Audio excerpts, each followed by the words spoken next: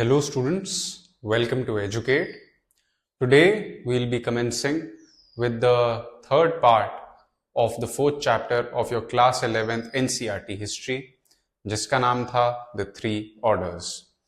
अब इस चैप्टर में हमने अभी तक जो समझा है वो था अबाउट फ्यूडल स्ट्रक्चर, मैनर्स, ये जो थ्री ऑर्डर्स थे क्लर्जी, पेजेंट्स एंड नाइट्स या फिर नोबिलिटी, जिसमें कि एक तरीके से नाइट्स को इंक्लूड किया जा सकता है, उनके बारे में हमने पढ़ा था. बेसिकली जो फ्यूडल स्ट्रक्चर था that was inherently based on birth and priesthood, जहां तक हम जानते हैं, नॉट मंक्स, क्योंकि मोनेस्ट्रीज, एबर्ट्स, इनके बारे में भी हमने पढ़ा था. आप प्रीवियस पार्ट में जाकर के उसको देख सकते हैं और समझ सकते हैं second part of the chapter में. लेकिन जो एक की डिफरेंस था इन सारी, एक तरीके से जो ऑर्डर है, एक फ्यूडल ऑर्डर था, उसमें एक जो की डिफरेंस माना जाता है दैट वाज बिकॉज, क्योंकि एक तरीके से जब हम बात करें फ्यूडल स्ट्रक्चर की, so it is based on birth as I have mentioned before. Now we talked about pageants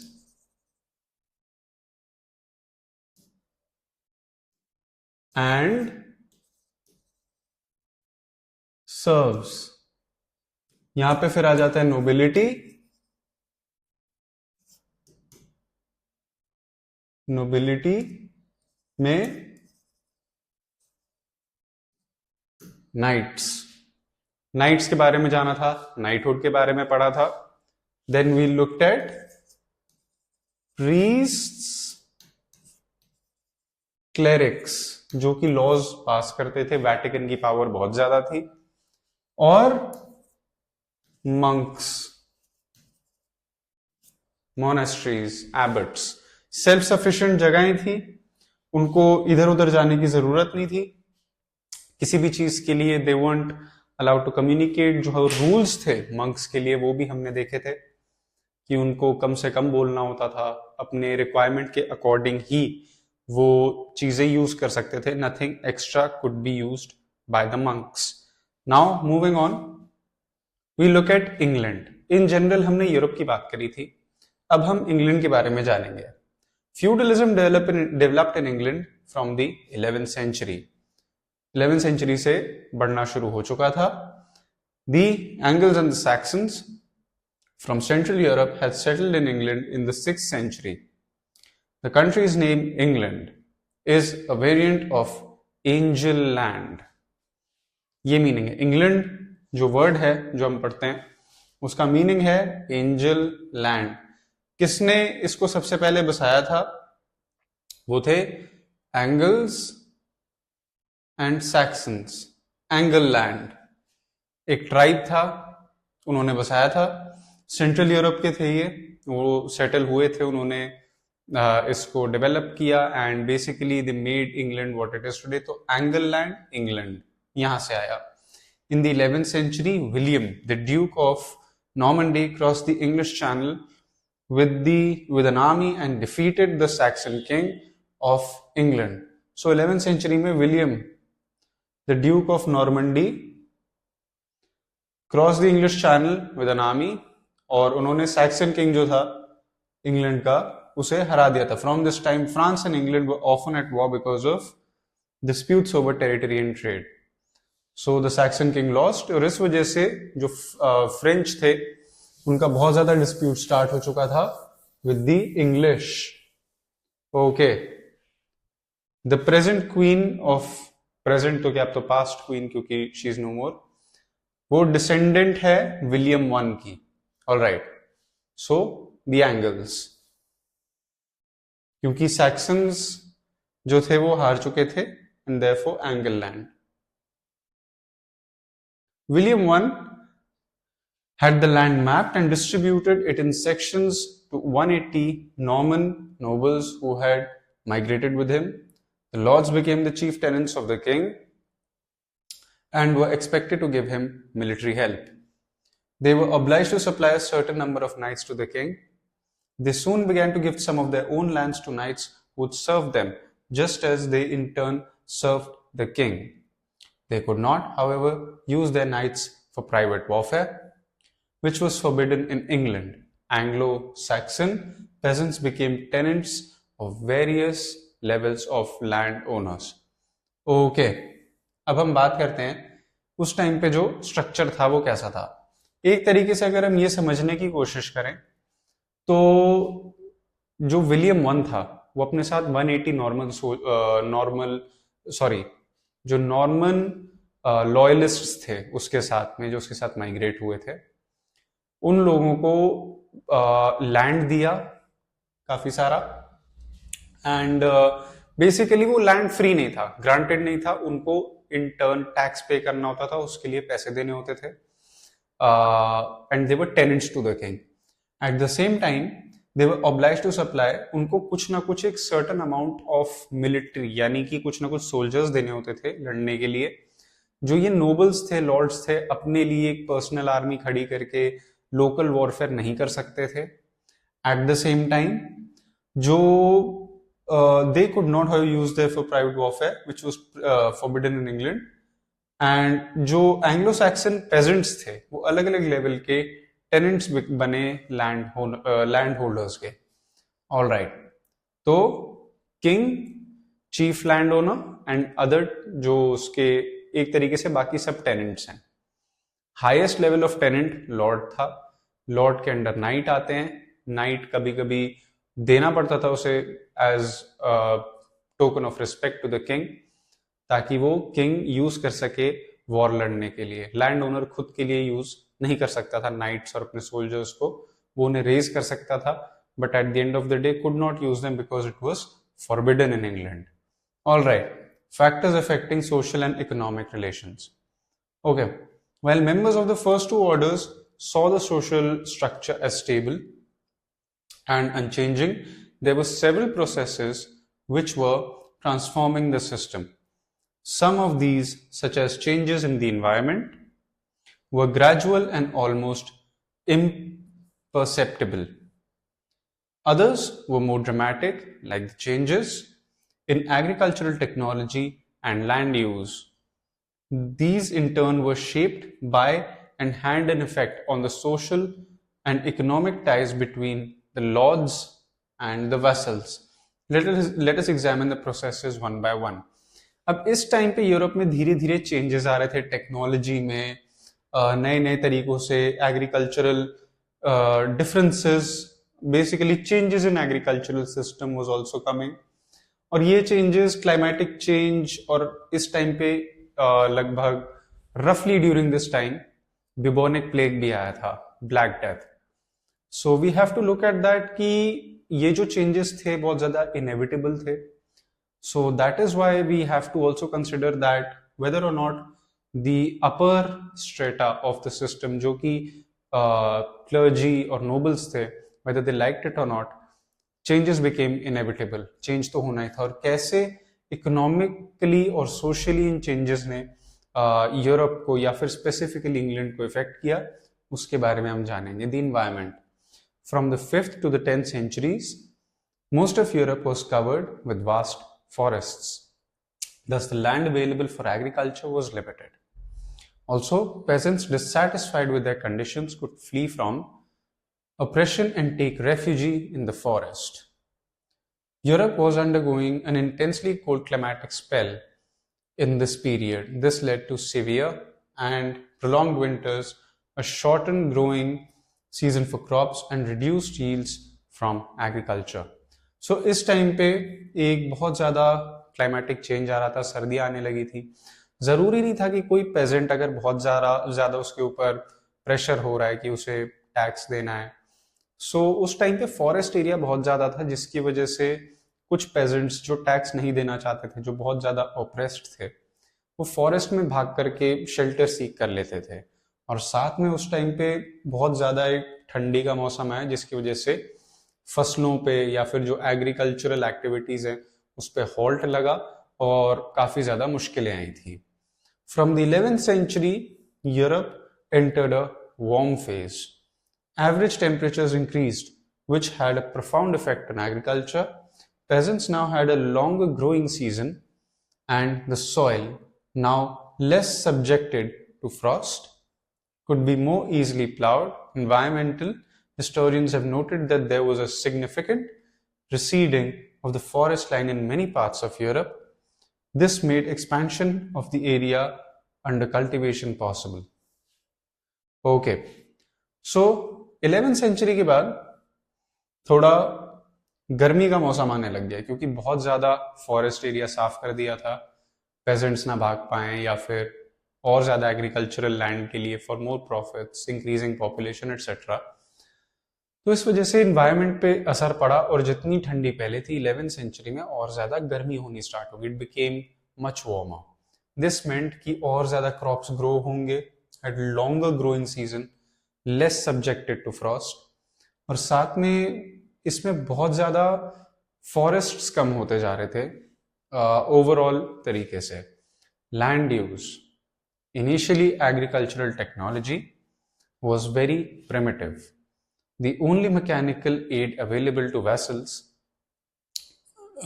available to the peasants, was the wooden plow drawn by a team of oxen. This plow could at best scratch the surface of the earth and was unable to fully draw out the natural productivity of the soil. Agriculture was therefore very labor intensive.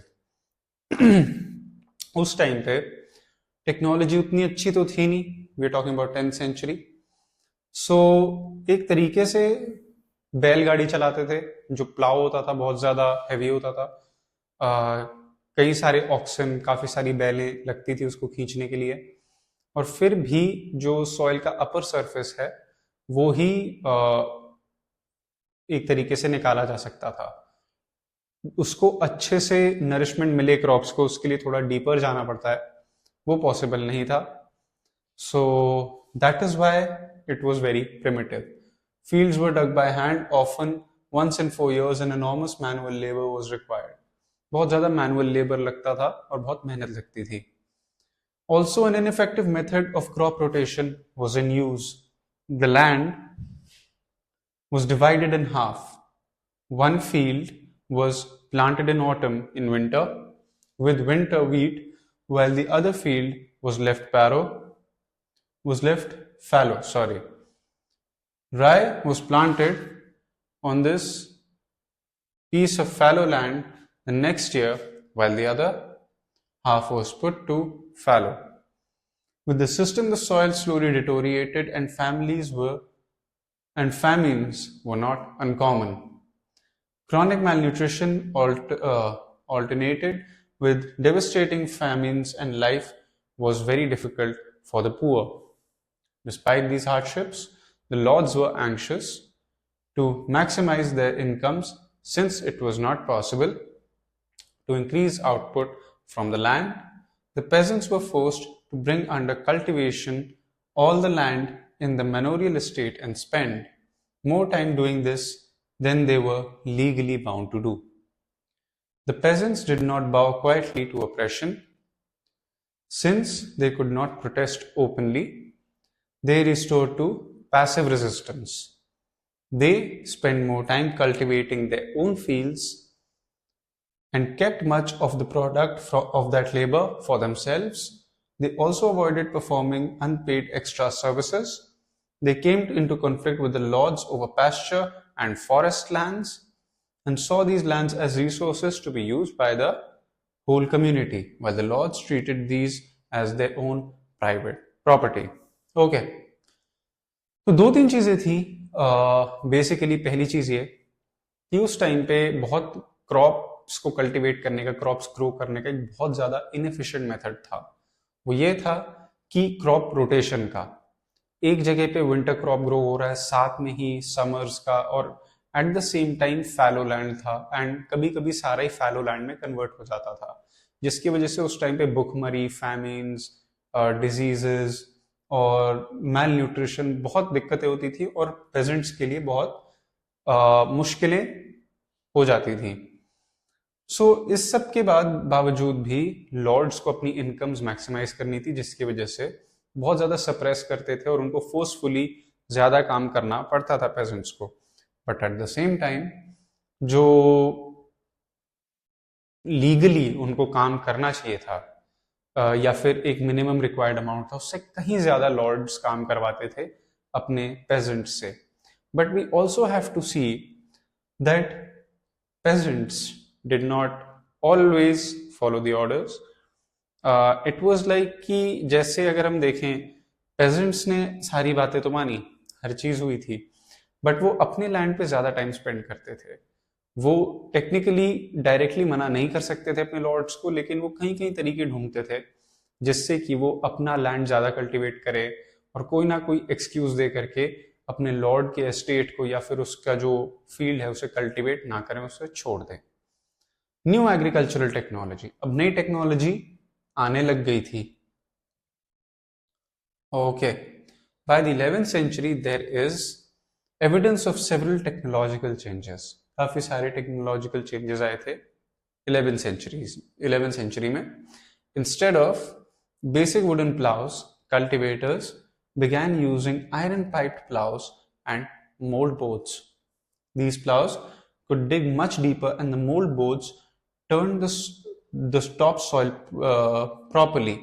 With this, the nutrients from the soil were better utilized. So, ऐसी machines और ऐसे mold boats बनाने लगे जो कि काफी deep dig कर पाते थे as compared to the bullock carts, the plows driven by oxen. तो ये बहुत ज़्यादा प्रोडक्टिविटी इन्हांस करता था और सॉइल को और ज़्यादा बेटर और आइडियल बना देता था for growing crops. The methods of harnessing animals to the plough improved. Instead of the neck harness, the shoulder harness came into use. This enabled animals to exert greater power. Basically अगर हम देखें तो उस time पे जो harness थी जिससे कि बैल को कंट्रोल कर रहे थे, ऑक्स को, सो उसके गर्दन पे बांधने के बजाय वो अब सामने उस अराउंड द फ्रंटल पार्ट और the chest of the bull उसके आगे लगाते थे in front of the ox और फिर उससे खिंचवाते थे जिससे कि मैनूवरेबिलिटी, प्रेशर, फोर्स ज्यादा एक्सर्ट होता था और एफिशिएंटली जो ऑक्सन है उसको पुल कर पाते थे. सो this enabled animals to exert greater power. Horses were now better shod with iron horseshoes, which prevented foot decay. There was increased use of wind and water energy for agriculture. More water-powered and wind-powered mills were set up all over Europe for purposes like milling cotton and pressing grapes. Basically नई नई technology, नई नई machines, wind mills, water mills बनने लग गए थे. Eight the same time जो horse का पैर होता है, घोड़े का पैर, जो घोड़े की हम नाल देखते हैं लोहे की बनती है, वो इस टाइम पे इन्वेंट हुई थी, वरना इससे पहले कोई यूज नहीं करता था. तब जाके समझ आया कि एक्चुअली घोड़े का भी पैर डिके होता है और उससे बचाने के लिए हॉर्स शू उसे पहनाया जाता था. Alright, eight the same time अगर हम देखें तो ग्रेप्स को प्रेस करने के लिए जो वाइन बनाने का प्रोसेस है उसके लिए भी मशीन्स अडेप्ट करने लग गए थे Europeans. So there were also changes in land use. Most revolutionary one was the switch from a 2-field to a 3-field system. In this, peasants could use a field for 2 years out of 3 if they planted it with one crop in autumn and a different crop in spring a year and a half later. That meant that farmers could break their holdings into 3 fields. Very important. यहाँ पे हम पूरा system समझेंगे जो change आया था. So was a switch from a 2-field to a 3-field system. In this, peasants could use a field for 2 years, okay, out of 3 if they planted it with one crop in autumn and a different crop in spring a year and a half later. That meant that farmers could break their holdings into 3 fields. They could plant one with wheat, or rye in autumn for human consumption. The second could be used in spring to raise peas, beans, and lentils for human use, and oats and barley for the horses. The third field lay fallow. Each year they rotated the use amongst the three fields, or among the three fields.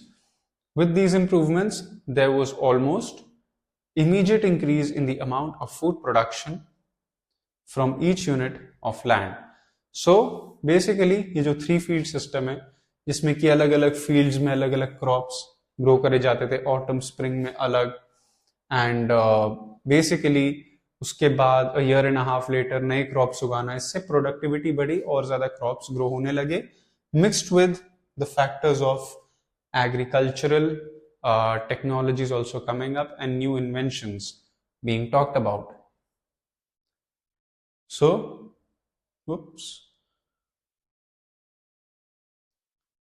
basically food availability उस time पे double हो चुकी थी. The greater use of plants like peas and beans meant more vegetable proteins in the diet of average Europeans and a better source of fodder for their animals. तो लोगों के लिए भी जानवरों के लिए भी बहुत ज्यादा एक न्यूट्रिशियस डाइट प्रिपेयर हो रही थी बिकॉज अब क्रॉप्स और फूड ग्रेन्स की कमी नहीं थी, प्रोडक्टिविटी बढ़ रही थी.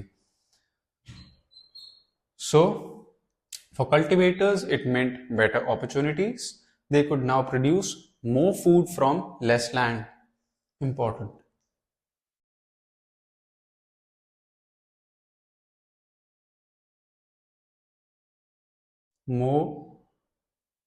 More food from less land. The average size of a peasant's farm shrank from about 100 acres to 20 to 30 acres by the 13th century. Holdings, which were smaller, could be more efficiently cultivated and reduced the amount of labor needed. This gave the peasants time for other activities. Peasants अब बाकी चीजें भी कर सकते थे, और जो peasants का फार्म है वो 100 एकड़ से 20 से 30 एकड़ तक कम हो चुका था, एंड ये 13th सेंचुरी तक हुआ था. होल्डिंग्स जो कि कम थी वो अच्छे से कल्टीवेट भी हो पाती थी बिकॉज लैंड कम है, उस पर फोकस अच्छे से हो पाता था. और इससे क्या था कि पेजेंट्स के पास अब खुद के लिए और अपने लेजर एक्टिविटीज के लिए भी टाइम बच जाता था. From the 11th century, the personal bonds that had been the basis of feudalism were weakening because economic transactions were becoming more and more money based. So अब पैसे का यूज और ज्यादा बढ़ रहा था, और जो पर्सनल बॉन्ड्स थे फ्यूडल स्ट्रक्चर और फ्यूडल सिस्टम के बेस्ड पे वो कम होते जा रहे थे क्योंकि इकोनॉमिक ट्रांजैक्शंस और ज्यादा अब कैश पे बेस्ड होती जा रही थी. Lords found it convenient to ask for rent in cash, not services, and cultivators were selling their crops for money instead of exchanging them for goods to traders who could then take such goods to be sold in the towns. So अब सारी transactions चाहे वो lord हो या फिर peasants हो, एक दूसरे के बीच में जो exchange होता था rather than services and goods, कोई अगर चीज दे दी instead of money, उससे हट करके अब पैसे का यूज बढ़ रहा था. इन एक्सचेंज फॉर मनी सारी ट्रांजैक्शंस करी जा रही थी. All right. So the increasing use of money began to influence prices, which became higher in times of poor harvests. In England, for instance, agricultural prices doubled between 1270s and 1320s. So अब cash का use ज्यादा हो रहा है, and as we can see even lords found it more convenient to use cash in exchange for services. It was much more convenient because उसका चलन बढ़ रहा था. And at the same time we see कि जो prices थे agricultural goods के वो पेजेंट्स अपने हिसाब से, अगर पुअर हार्वेस्ट का टाइम है तो उसके प्राइसेस हाई कर सकते थे according to their convenience. So agricultural prices बहुत ज्यादा डबल हुए थे 1270 से लेकर के 1320s के बीच में. अब हम बात करते हैं फोर्थ ऑर्डर की. क्या एक फोर्थ ऑर्डर था भी, और अगर था तो वो क्या था? New towns and townspeople. Expansion in agriculture was accompanied by growth in three related areas: population, trade, and towns. From roughly 42 million in 1000, Europe's population stood at 62 million around 1273 million in 1300. Better food meant a longer lifespan. By the 13th century, an average European could expect to live 10 years longer than in the 8th century. Women and girls had shorter lifespans compared to men because the latter ate better food, sorry. So, जो towns और towns people हैं, जो agriculture है, क्योंकि population grow हो रही है, we see a rise in health. यहां पे हम देखते हैं हेल्थ बेटर हो रही थी, लॉन्गर एंड हेल्दियर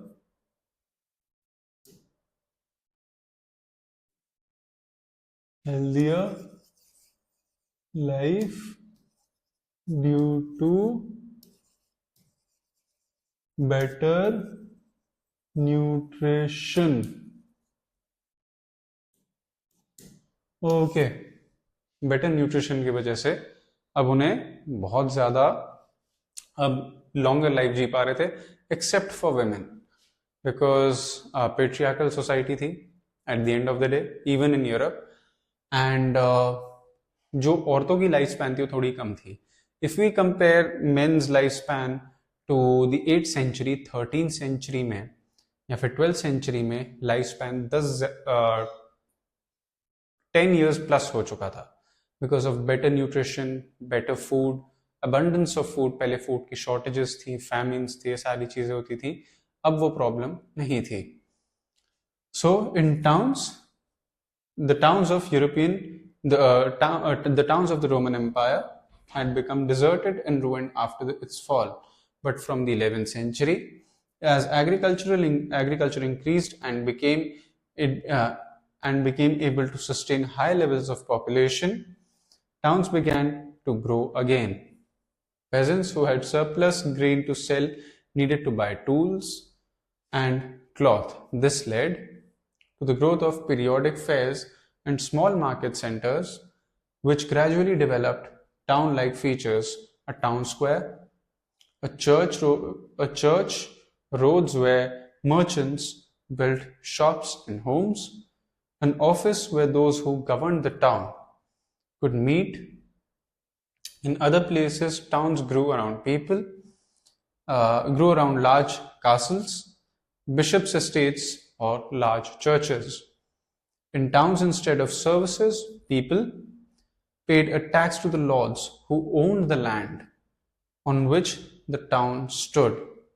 Basically, जो लोग वहां रहते थे फिर भी उन्हें टैक्स देना पड़ता था. एक कॉन्सेप्ट हम समझने की अगर कोशिश करें तो वो ये था, पॉपुलेशन बढ़ी, सारी चीजें हुई, प्रॉस्पेरिटी थी, फूड की शॉर्टेज नहीं थी, grains were in abundance, everything was going the right way. Roman Empire के कोलैप्स के बाद जो टाउन्स थे वो ग्रेजुअली डिक्लाइन होने शुरू हो चुके थे. बट जैसे जैसे एग्रीकल्चरल प्रोडक्टिविटी बढ़ी, पेजेंट्स आए, ट्रेड होने लगा, तो दोबारा से टाउन्स रीसेटल होने लगे, दोबारा से बसने लगे. और उसमें अगर हम बात करें तो धीरे धीरे 11th सेंचुरी में एग्रीकल्चर जैसे इंक्रीज हुआ, पॉपुलेशन बढ़ी, लाइफ एक्सपेक्टेंसी बढ़ी, सारी चीजें थी, तो पेजेंट्स को अब क्योंकि वो फूड ग्रेन सेल करते थे, प्रॉफिट बनाते थे, सो दे नीडेड मोर कैपिटल ताकि वो और ज्यादा एग्रीकल्चर में इन्वेस्ट कर सकें, और ज्यादा उसमें अपना एक प्रोडक्टिविटी बढ़ाने का कोई तरीका देखें. And at the same time, क्योंकि उन्हें इन सारी चीजों की जरूरत आसपास ही पड़ती थी, तो टाउन्स में ही फेयर्स जैसे मेले हो गए, शॉप्स हो गए, छोटी छोटी दुकानें हो गई, ये सब सेटअप करी जाती थी. और जो इस टाउन को गवर्न करते थे वो भी वहां रहते थे offices, government offices, shops, centres, clock towers, church, road, सारी चीजें, ये टाउन बसने लगा था बेसिकली, जो कि रोमन एम्पायर के कोलैप्स करने के बाद खत्म था. So in towns instead of services people paid a tax to the lords, लेकिन फिर भी लोगों को टैक्स देना पड़ता था. किसको? जो कि उस लैंड को ओन करता था. Who was the Lord, the nobility. Okay, towns offered the prospect of paid work and freedom from the lord's control for young people from peasant families. Town as makes free was a popular saying. Many serfs craving to be free ran away to hide in towns. If a serf could stay for 1 year and 1 day without his lord discovering him, he would become a free man. Okay, if a Surf, जो कि एक unpaid pageant होता था, अगर वो 1 साल और 1 दिन, 1 ईयर एंड 1 डे, अगर वो अपने लॉर्ड से छुप करके, ताकि वो उसे ढूंढ ना पाए, अगर वो रह लेता सक्सेसफुली, तो वो एक लीगली फ्री मैन हो चुका था. वो किसी के अंडर सर्फ नहीं था. ये रूल था. He would become a free man. Many people in towns were free. Peasants or escaped serfs who provided unskilled labor. Shopkeepers and merchants were numerous.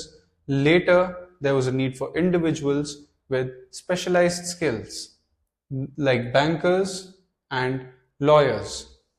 The bigger towns had populations of about 30,000. They could be said to have formed a fourth order. Fourth order, townspeople.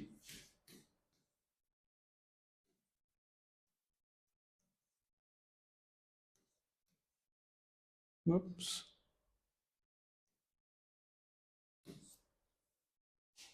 तो ये जो fourth order था, क्योंकि बहुत ज्यादा एक आज की डेट में अगर हम बात करें, जो लोग गांव में रहते हैं, जो लोग विलेजेस में रहते हैं, they always tend to believe and think कि शहरों में लाइफ बेटर है. ये कॉन्सेप्ट सबसे पहले यहां देखने को मिला था. क्यों? क्योंकि एक ये नोशन बनाया गया था, एक ही लाइफ ऑफर करी जाती थी कि टाउन्स में लाइफ बेटर होती है, फ्री होती है. जो यंग पेजेंट्स थे, जो पेजेंट्स के बच्चे थे, उनको बहुत ज्यादा लर किया जाता था कि आप इधर आओ, फ्रीडम से काम करो, कोई रोक टोक नहीं, किसी चीज की मनाही नहीं, etcetera. So the basis of economic organisation was the guild. Guild यानी कि एक छोटी सी ऑर्गेनाइजेशन होती है. ईच क्राफ्ट और industry was organised into a guild. कोई ना कोई इंडस्ट्री या फिर कोई ना कोई एक तरीके से क्राफ्ट, जैसे ब्लैक स्मिथ्स, गोल्ड स्मिथ्स, ये अपने गिल्ड या फिर एक ऑर्गेनाइजेशन बना देते हैं. An association which controlled the quality of the product, its price, and its sale. The guild hall was a feature of every town.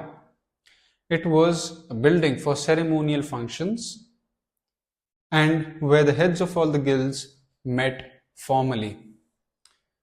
Guards patrolled the town walls and musicians were called to play at feasts and in the civic processions, and innkeepers looked after travelers. काफी दूर दूर से लोग आते थे, celebrations होती थी.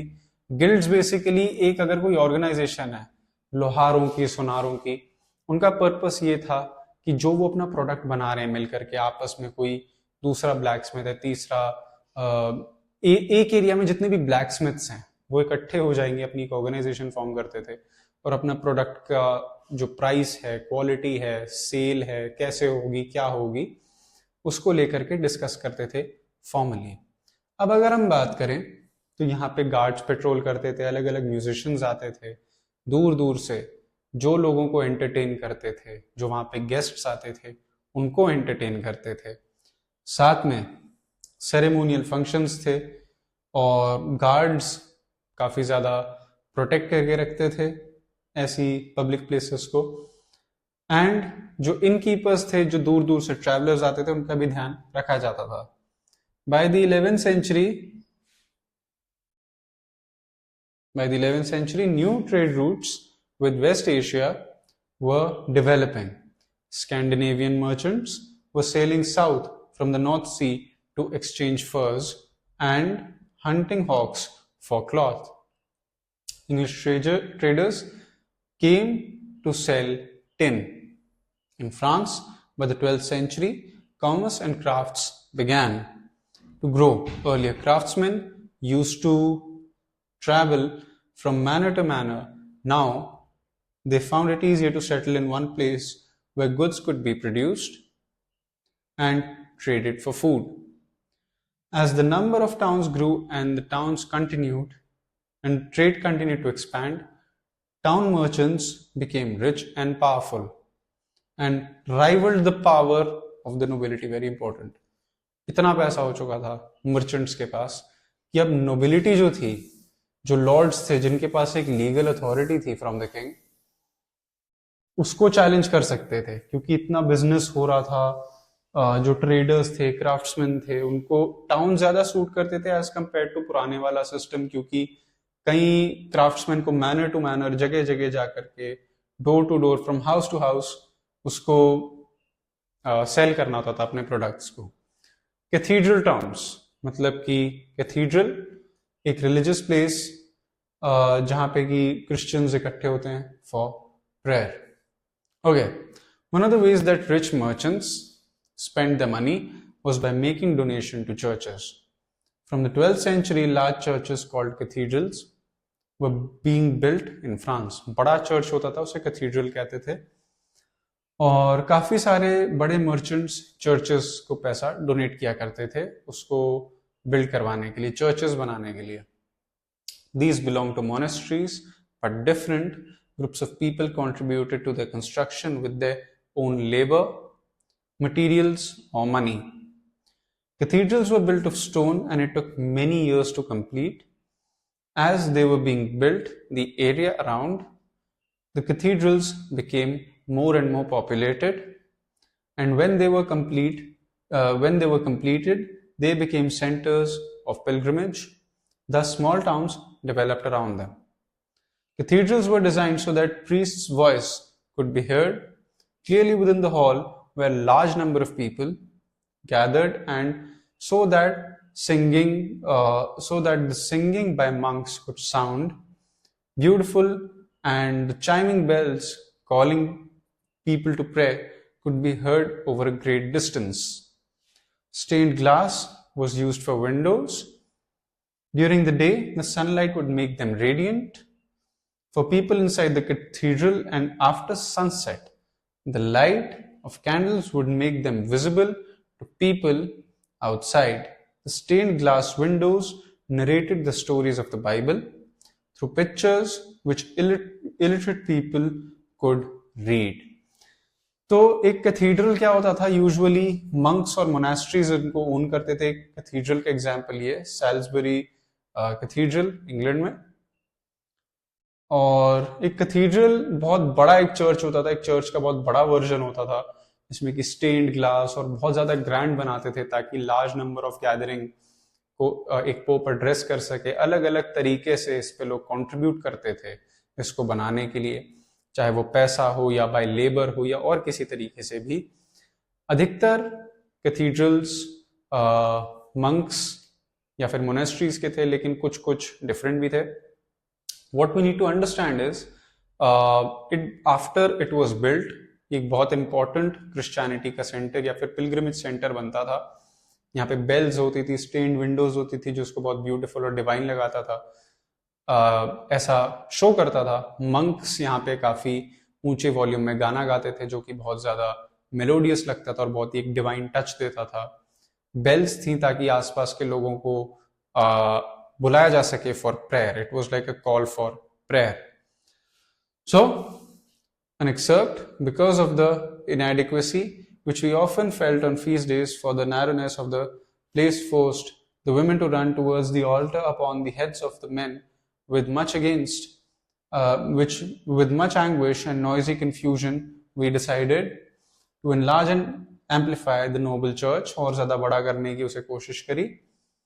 We also caused to be painted by the exquisite hands of many masters from different regions. A splendid variety of new windows, because these windows are very valuable on account of their wonderful execution and profuse expenditure, of painted glass and sapphire glass.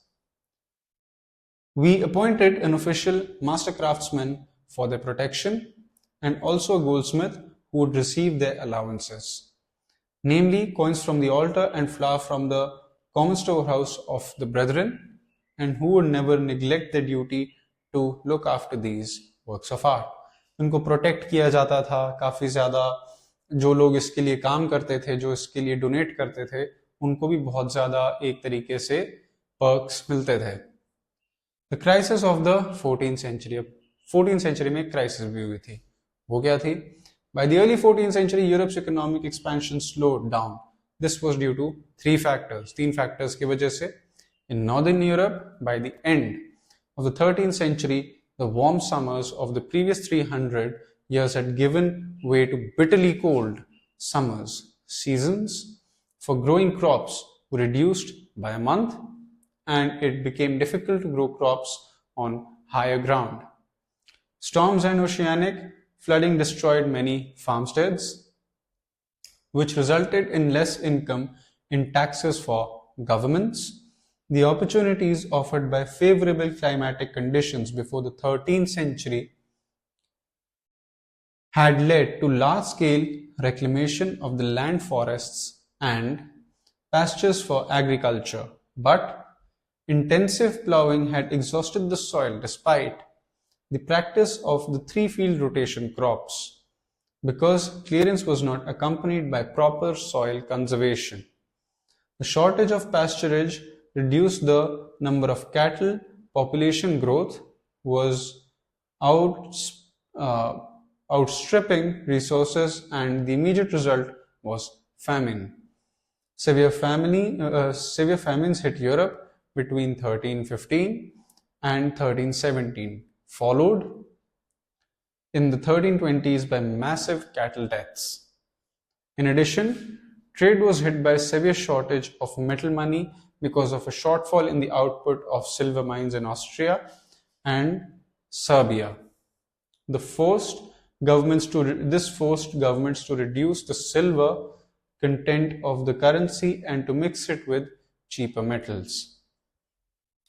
The worst was yet to come. As trade expanded in the 13th and 14th centuries, ships carrying goods from distant countries had started arriving in European ports. Along with the ships came rats carrying deadly bubonic plague infection, the Black Death. In Western Europe, relatively isolated in earlier countries, was hit by the epidemic between 1347 and 1350. The modern estimate of mortality in that epidemic is that 20% of the people of the whole Europe died, while some places losing as much as 40% of the population. दो तीन चीजें थी. एक तो 15th century के mid में बहुत ज्यादा ठंड आई थी, एक बहुत बिटर कोल्ड वेव थी, जिसकी वजह से क्रॉप्स को इफेक्ट पड़ा.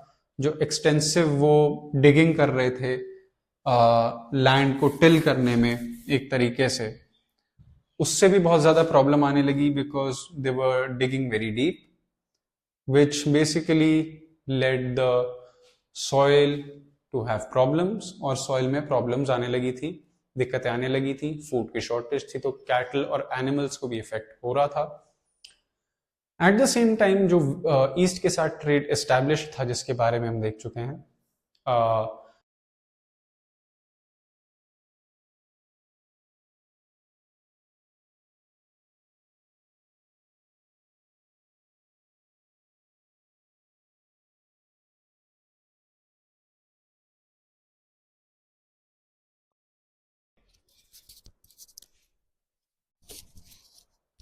नॉर्वे, स्कैंडिनेविया, और साथ के साथ अगर हम बात करें तो जो ट्रेड एस्टैब्लिश था ईस्टर्न कंट्रीज के साथ विद एशियन कंट्रीज स्पेसिफिकली, तो उसके साथ बहुत ज़्यादा डिजीजेस भी आने लगी, और एक सबसे खतरनाक डिजीज थी ब्लैक डेथ या फिर बिबोनिक प्लेग। जो चूहे शिप्स में आ रहे थे, जो कि बड़ी बड़ी शिप्स में आ ही जाते थे, तो उनके ब्लड में फ्लीज होते थे। तो अगर वो चूहे आपका खाना कंटेमिनेट कर दें, आपके फूड ग्रेन्स में अपने दांत मार दें, या फिर किसी इंसान को काट लें, तो बहुत खतरनाक बीमारी हो सकती थी। और इससे काफ़ी लोगों की मौत हुई थी, काफ़ी लोग मरे थे। एंड कुछ यूरोपियन कंट्रीज की पॉपुलेशन तो लगभग 40% ही वाइप आउट हो चुकी थी। So how many valiant men, how many fair ladies had breakfast with the kinfolk and the same night supped with their ancestors in the next world. The condition of the people was pitiable to behold. They sickened by the thousands daily and died unattended without help. Many died in the open street, others dying in their houses, made it known by the stench of rotting bodies. Consecrated churchyards did not suffice for the burial of the vast multitude of bodies, which were heaped by hundreds in vast trenches, like goods in ships, holed and covered with a little earth. ये किसने लिखा है? Giovanni Boccaccio, an Italian author between 1313 and 1375. तो काफी ज्यादा devastating time था Europe के लिए, as said here. काफी लोग मरे थे, and it was something very disturbing.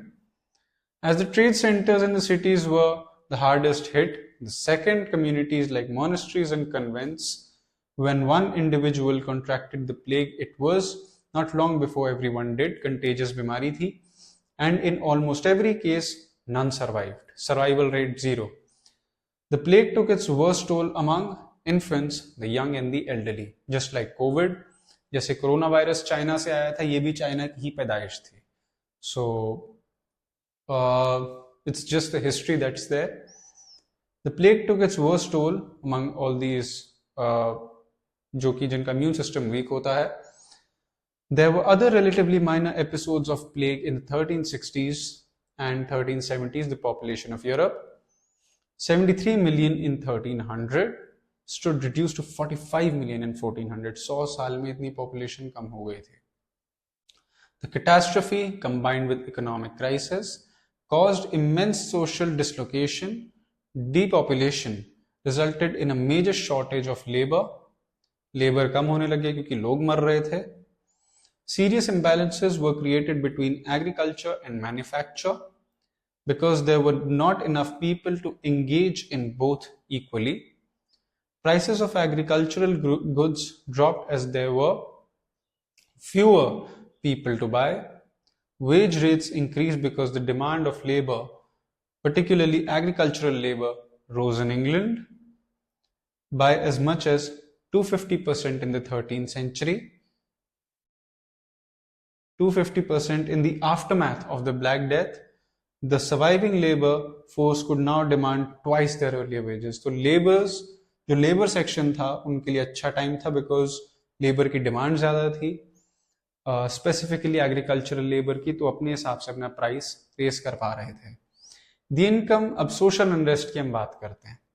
The income of lords was thus badly hit. It declined as agricultural prices came down and wages of laborers increased. In desperation, they tried to give up the money contracts they had entered into and revive labor services. This was violently opposed by peasants, particularly the better educated and the more prosperous ones. In 1323, peasants revolted in Flanders. In 1358 in France and in 1381 in England. अब peasants का revolt देखना शुरू हुआ था because nobles और जो nobility थी वो सोच रहे थे पहले के तरीके से ही इनको suppress करके इनसे ज़बरदस्ती काम कराया जाए, and they were demanding more money labor का काम करने के लिए. So जो बहुत थोड़े educated थे, थोड़े better off peasants थे, उनको ऐसा लगा कि ये गलत है और उन्होंने सबसे पहला रिवोल्ट किया था फ्रांस में 1358 और दूसरा 1381 इंग्लैंड में. Though these rebellions were ruthlessly crushed, it is significant that they occurred with the most violent intensity in those areas which had experienced the prosperity of the economic expansion, a sign that peasants were attempting to protect the grains they had made in previous centuries. Despite the severe repression, the sheer intensity of peasant opposition ensured that the old feudal relations could not be reimposed. The money economy was too far advanced to be reversed. Therefore, though the lords succeeded in crushing the rebellion, the peasants ensured that the feudal privileges of the earlier days could not be reinforced or reinvented. 11th to 14th centuries, ये timeline. 1056, Normans defeated Anglo-Saxons and conquer England. 1100 onwards, cathedrals being built in France. 1315, Great Famine in Europe. 1347 से 50 तक Black Death. 1338 से लेके 1461 तक 100 years war between England and France.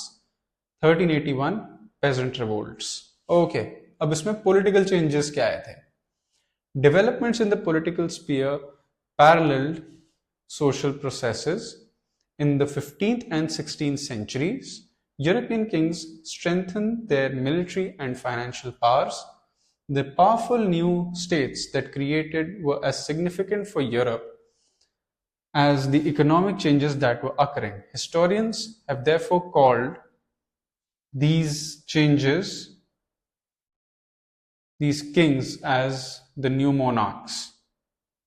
Okay, Louis XI in France, Maximilian in Austria, Henry VII in England, and Isabel and Ferdinand in Spain were absolutist rulers who started the process of organizing standing armies, a permanent bureaucracy, and national taxation.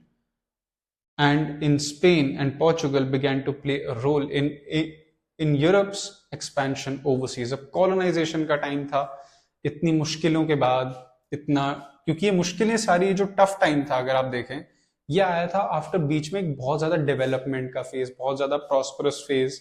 तो इसके बाद जब suddenly एक बहुत downfall आया, तो जो nobility थी, जो रॉयल्स थे, उन्होंने बहुत अच्छे से, अब बहुत हार्शली अपनी पावर को रीइम्पोज करने का एक तरीका ढूंढने की कोशिश करी. हालांकि पेजेंट्स ने उसको बहुत अच्छे तरीके से उसका रिवोल्ट किया था.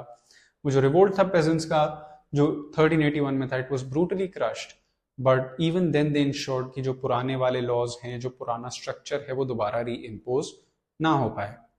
सो the most important reason for the triumph of these monarchies was the social changes which had taken place in the 12th and 13th centuries. Social changes.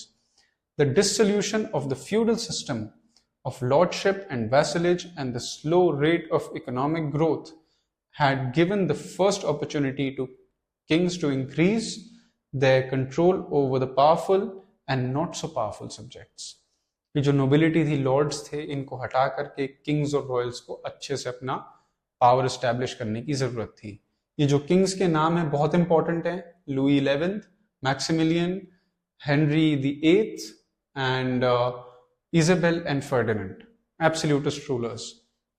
Okay, rulers dispensed with the system of feudal levies for the armies and introduced professionally trained infantry equipped with guns and siege artillery directly under their control. The resistance of the aristocracies crumbled in the face of the powerful kings. Okay, तो अब ये जो feudal structure था, that officially came to an end. The new monarchy, 1461, new monarchs in France. 1474, new monarchs in Spain. 1485 से लेकर के 1547 तक new monarchs in England. Now, by increasing taxes, monarchs got enough revenues to support their large armies and thus defended and expanded their frontiers and overcame internal resistance to royal authority. अब उनकी खुद की आर्मीज थी, उन्हें किसी bureaucracy की, किसी Lord की जरूरत नहीं थी कि वो अपनी नाइट्स उनको दे. They were raising their own armies, own artillery, खुद के soldiers, highly trained with better equipment, सब royals के पास थे. Okay, frontiers and overcame to royal authority. Centralization, however, did not occur without resistance from the aristocracy. A common thread running through all types of opposition to the monarchies was the question of taxation. In England, rebellions occurred and were put down in 1497, 1536, 1547, 1549 and 1553. Aristocracy का rebellion था, peasants का नहीं. Okay? In France, Louis XI, 1461 से लेकर के 83 तक had to wage a long struggle against dukes and princes. Lords, जो छोटे छोटे रॉयल्स थे, जो कि किंग के अंडर रहते थे और उसकी पावर एंजॉय करते थे. Lesser nobles, often members of social assemblies, resisted this royal usurpation of their powers. The religious wars in France in the 16th century were in part a contest between royal privileges and regional liberties. ये जो royal privileges और जो एक reason दूसरे regions के साथ conflict में हैं, जो अलग अलग एरिस्टोक्रेसी के रिवोल्ट्स हुए थे, उन्हें भी क्रश कर दिया गया था, बिकॉज जो उनकी पावर थी वो अब that was being taken away by the Kings and the Royals above. The nobility managed a tactical shift in order to ensure their survival. From being opponents to new regimes, they quickly transformed themselves into loyalists. अब वो पहले rebel थे, अब वो धीरे धीरे Kings के और रॉयल्स के बहुत ज्यादा करीब होते जा रहे थे और उनके वफादार बनते जा रहे थे. It is for this reason that royal absolutism has been called a modified form of feudalism.